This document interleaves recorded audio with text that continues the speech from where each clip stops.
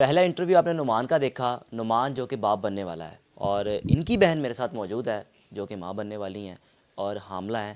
چند روز میں ان کے گھر بچہ یا بچی کی پیدائش ہونے والی ہے، لیکن اس وقت جو اس بچہ یا بچی کا جو باپ ہے وہ سلاخوں کے پیچھے ہے۔ وہ سلاخوں کے پیچھے اس طرح ہے کہ ان کی ماں کو، یعنی کہ اپنی ہی ساس کو، اپنی بھابھی اور اپنے سالے کے ساتھ مل کے جس طرح اس نے بے دردی سے مارا، سلاخوں کے پیچھے ہے۔ بہن اس وقت سمجھ نہیں آ رہی کہ میں کروں کیا، کس کیفیت میں اس وقت کو گزاروں، اور یہ فیصلہ بھی نہیں کر پا رہی کہ اب بچہ بھی رکھوں یا نہ رکھوں، اور اگر بچہ رکھ بھی لوں تو لوگ مجھے کہیں گے کہ یہ ایک قاتل کا بچہ ہے۔ السلام علیکم وعلیکم السلام۔ بہن، جو معاملات آپ کے گھر میں چلتے رہے، آپ کے شوہر کے، آپ کی بھابھی کے ساتھ، آپ کے اسٹیپ بردر کے ساتھ، کبھی کسی اس وقت دوران آپ کو 7-8 ماہ میں محسوس ہوا ہو کہ آپ کا شوہر بار بار سسرال آنا جانا، ایکٹیویٹیز میں کبھی آپ کو کوئی چیز پتہ چلی؟ نہیں، مجھے کبھی کسی قسم کا کوئی شک ہی نہیں ہوا، نہ میں نے کبھی اس طرح کی اپنی سوچ رکھی تھی کہ اگر وہ اکیلے بیٹھے بھی ہوئے ہیں تو میں پاس بیٹھوں یا میں دھیان رکھوں، کچھ بھی نہیں تھا۔ میری بھابھی میرے بھائی کے نمبر سے فون کرتی ہوتی تھی میرے میاں کو، مجھے نہیں پتہ تھا۔ عثمان کے نمبر پہ حمزہ کے فون بڑے آتے تھے، واٹس ایپ پہ بڑی زیادہ کالز آتی تھی۔ ایک آدھ بار تو میں نے ریسیو بھی کیا ہے تو اس نے آگے سے کوئی بہانہ بنایا، آپ ہی میں یو پی ایس کا پوچھ رہا تھا یا میں کسی اور چیز کا پوچھ رہا تھا۔ پھر زیادہ تر موبائل ان کے پاس ہی ہوتا تھا، میرے ہسبینڈ کے پاس۔ ایسا اتفاقاً ہی کبھی ہوا ہے کہ وہ گھر میں پڑا ہے۔ اس دن بھی ان کے فون پہ نا ایسے کچھ ٹائم پہلے بھی، مہینہ پہلے بھی بڑے فون آ رہے ہیں۔ میں ان سے کہہ رہی ہوں یہ آپ کو فون کیوں کرتا ہے، کہنے لگے یہ میرے پیچھے پڑا ہوا ہے، مجھے کوئی کام شام پہ لگوا دو، تو میں بس اس کو ٹال مٹول پہ رکھا ہوا ہے۔ میں سمجھ گئی، میں کہا اچھا چھوڑو پڑا کام پہ، یہ چگلیاں کرتا ہے، گاؤں میں زیادہ دیر رہا ہے، اس کا نیچر ویسا ہے، تو آپ نہ لگوانا، آپ کی عزت میں بھی فرق آئے گا جہاں پہ اپنی گارنٹی پہ اس کو لگواؤ گے۔ کہنے لگے ہاں۔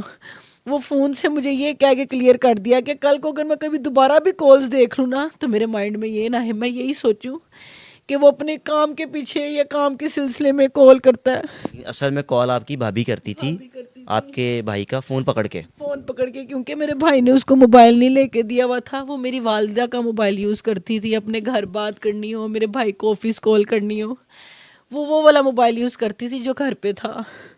ان کی آپس میں کافی نوک جھوک ہو جاتی تھی گھر پہ، لیکن اس حد تک نہیں تھا، ہمیں یہی پتہ تھا کھانا جلا دینا، میری والدہ کو اگر انسولین لگ رہی ہے تھوڑا سا ڈوز زیادہ لگا دینا۔ یہ جان کے کرتی تھی؟ جی، یہ بھابھی جان بوجھ کے کرتی تھی اور ہمارے سامنے یہ محسوس کرواتی تھی میرے سے غلطی ہو گئی۔ مجھے پتہ نہیں تھا کہ 20 لگانا تھا، 20 پوائنٹ لگانا ہے یا 30 پوائنٹ لگا دیں۔ ہم سمجھتے تھے کہ شاید غلطی سے یہ سب چیزیں اس سے ہو جاتی ہیں، کھانا غلطی سے جل گیا، لیکن نہیں، ہر چیز وہ جان بوجھ کے کرتی ہوتی تھی۔ اس کے دل میں پہلے سے کفر بڑا ہوا تھا جو ہم دیکھ ہی نہیں پائے۔ جس دن آپ کی والدہ کو مارا گیا، ان کی جان لی گئی، عثمان ہاسپٹل کیوں لے کر گیا؟ عثمان اتفاقاً یہاں پہ تھا؟ یعنی کہ ظاہر ہے آپ کو یہ کیا کہ میں اتفاقاً یہاں پہ تھا؟ عثمان تو نہیں ہاسپٹل لے کے گیا، آپ کے جو آپ کے نہیں، جو آپ کے بھائی بتا رہے ہیں نا کہ عثمان ہاسپٹل وہاں پہ آیا، تو کیا آپ ہاسپٹل آ جائیں؟ اس طرح آیا کہ ہم نے سی سی ٹی وی فوٹیج میں دیکھا حمزہ کے بقول کے عثمان بھائی کو میں نے کال کر کے بلایا، ماما زمین پہ گری ہوئی تھی، میری ماما کہتا ہے اٹھائی نہیں، میرے سے جانی تھی۔ میں نے جلدی سے عثمان بھائی کو بلایا، عثمان نے آ کے میری والدہ کو اٹھا کر بیڈ پہ لٹایا ہے۔ اس کے بعد میرے والد آئے ہیں۔ عثمان 1 گھنٹے سے گھر کے اندر تھا، سی سی ٹی وی فوٹیج میں نظر آ رہا ہے کہ گھنٹے 1.5 سے وہ گھر کے اندر تھا، جو کہ وہ اپنے بیان میں سب کو یہی کہتا رہا میں 5 منٹ پہلے آیا ہوں، میں نے امی کو اٹھا کے بیڈ پہ رکھا اور اتنی دیر میں انکل آ گئے۔ میرے والد آئے ہیں، ان کو اندر نہیں آنے دیا، گیٹ پہ ہی ان کو کہہ رہا ہے، جو ہم نے فوٹیج میں دیکھا ہے کہ وہ گر گئی ہیں، ان کو لگا کہ شاید ویسے ہی چکر آ گیا یا نارمل سی ان کو چوٹ لگی ہے۔ وہ باہر رکشہ روک رہے ہیں، سی این جی رکشہ روک رہے ہیں، جو ہم نے فوٹیج میں دیکھا۔ ان کو کہہ رہا نہیں نہیں اس میں نہیں جائیں گی، آپ بند پہ جائیں، میں نے ایمبولینس کو کال کی ہے۔ وہ سامنے ایمبولینس کی لوکیشن آ رہی ہے، میرے والد کے نمبر سے ایمبولینس کو کال کی، وہ سامنے لینے چلے گئے، اتنی دیر میں 10-15 منٹ ان کو بھی لگ گئے، بند پہ گئے ایمبولینس کو آتے آتے۔ اس دوران بھی یہ لوگ اندر صفائیاں کرتے رہے، پنکھے چلائے ہوئے ہیں، فرش گیلے ہیں، جو خون زمین پہ بہہ گیا ہوا تھا میری والدہ کا، جلدی جلدی اس کو صاف کرتے رہے ہیں۔ ریسکیو والوں نے گھر میں ہی ہمیں بتا دیا تھا میرے والد کو، ہم تو تھے نہیں یہاں پہ، کہ ان کی ڈیتھ ہو چکی ہے۔ انہوں نے کہا نہیں میں نے ہاسپٹل لے کے جانا ہے، ایسا نہیں ہو سکتا، وہ بے ہوش ہیں۔ हॉस्पिटल लेके गए हैं एम्बुलेंस में। वो कहते हैं मैं उनके फेस से खून साफ करता रहा हूँ। हॉस्पिटल गए हैं, वहाँ पे उन्होंने ECG किया, वहाँ पे मेरे भाई भी आ गए हैं, बहन भी आ गई है। उन्होंने कहा है कि इनकी डेथ हो चुकी है। उस दौरान उन्होंने इतना भी कहा है मेरे घर भाइयों को कि ये पुलिस केस लग रहा है, लेकिन उस्मान ने उस टाइम भी मेरे भाई को बहकावे में रखा कि ये वालदा आपको सिर्फ एक डेड बॉडी तंग करेंगे, एक तो उनकी डेथ हो गई है, ऊपर से आपको डेड बॉडी देने में तंग करेंगे, ऐसे हो गया वैसे हो गया। तो मैं खुद कह रहा हूँ वॉशरूम में भी ब्लड गिरा हुआ था, वाकई अम्मी उधर गिरी है, मैंने ही तो जाके उठाया। मेरे भाई को लगा कि ये मेरा बहनोई है, ये क्यों झूठ बोलेगा। उसकी बात मान के मेरा भाई वहाँ से मेरी अम्मी को घर ले आया। उसने कहा नहीं, अगर मेरी अम्मी की डेथ हो गई है तो मैं अपनी वालदा को लेकर जाना चाहता हूँ। इस बिना पर हम घर ले आए।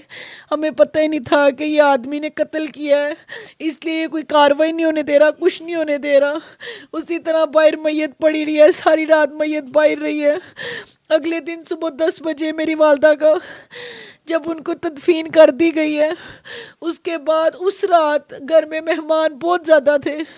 उसी रात हम जब कमरे में गए हैं, उस दौरान हमारी भाभी से हमें बात नहीं करने दी। उनका यही कहते रहे हैं कि वो सदमे में है, उसके बच्चे की जान को ख़तरा है। डॉक्टर ने कहा वो जितनी नींद लेगी उसके लिए बेहतर है। हमारी तो उसके साथ बात ही नहीं हुई, हम अपनी वालदा के पास बैठे रहे हैं। जब मैं उस कमरे में गई हूँ, मैंने कमरा देखा है छत पे, दीवारों पे कि इतना ज़्यादा खून लगा हुआ है। मैं अपनी भाभी से आके सवाल करने आई है, मैंने कहा ये छत पे इतना खून कैसे लगा हुआ है। तो मुझे आगे से कहती है मुझे तो नहीं पता, मैं तो बेहोश थी, मुझे कुछ भी नहीं बता रही। मैं मायूस हो के उसके कमरे से बाहर चली गई। मैंने अपने बड़े भाई को बताया, नोमी भाई कमरे में हर तरफ ब्लड लगा हुआ है, ये कुछ बता नहीं रही। मेरा भाई आगे से ना चुप कर गया। मुझे पता ही नहीं था वो कौन सी कार्रवाइयाँ कर रहा है, क्या कर रहा है। मुझे कहती है अम्मी ने ना सर के नीचे जो कपड़ा रखा हुआ था ना, मेरे मियाँ भी कहते वो उन्होंने ना यूं करके हाथ अपना हटाया, वो छींटे पड़ गई। ये बात पे भी उन पे पर्दा डल गया, हर चीज़ पे। फिर हमने जब देखा 10-12 दिन के बाद बाहर दरवाजे पे भी ब्लड लगा हुआ है। आहिस्ता आहिस्ता चीज़ें खुलती गई। मुझे मेरे भाई ने कुछ नहीं बताया था, मुझे एक ही बात कहता था बेटा तेरी कंडीशन ऐसी नहीं। सच से वो वाकिफ़ हो चुका हुआ था तीसरे चौथे दिन का ही। और वो चौथे दिन तो वाकिफ़ हो गया, और आप 2 माह अपने कातिल शोहर की खिदमत भी करती रही, तकरीबन खाना हर चीज़ उसकी हर चीज़ देती रही हूँ। मुझे कहता बेटा अब अपने घर जाओ, आपकी कंडीशन वैसी है, आप इधर रहोगी ना तो तुम रोती हो तो मैं संभाल नहीं पाता, तुम्हें भी बड़ी बहन को भी। मेरे शोहर को खुद कहा मेरे ससुर को बुला कर कि आप इसको ले जाएं। मैं अपने घर चली गई, क्योंकि बेसिकली वो असल में चाहता था कि मेरे शोहर की, वो कहता है मैं बेटा उसकी शक्ल ही नहीं देखना चाहता था। कि मैं अपने काम कर रहा था, मैं पोस्टमार्टम करवा रहा था अम्मी का, मैं नहीं चाहता था कि तुम इधर होगी, वो तुम्हारे पीछे आएगा, मैं उसको आने नहीं देना चाहता था। मैं चुपचाप अपना काम कर रहा था।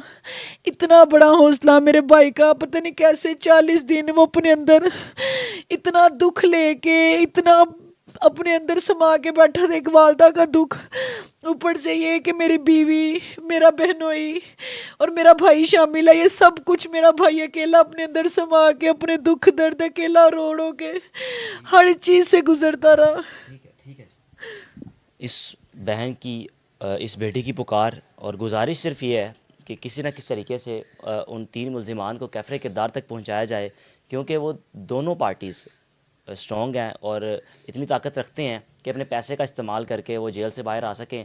लेकिन मैं समझता हूँ कि इसमें बजाय इसके कि ये केस के मुद्दई बने तो हैं ही हैं, लेकिन रियासत इस केस की मुद्दई बने और उन तीनों मुल्ज़िमान को कैफ़े किरदार तक पहुँचाए, ताकि इनको सुकून आ सके।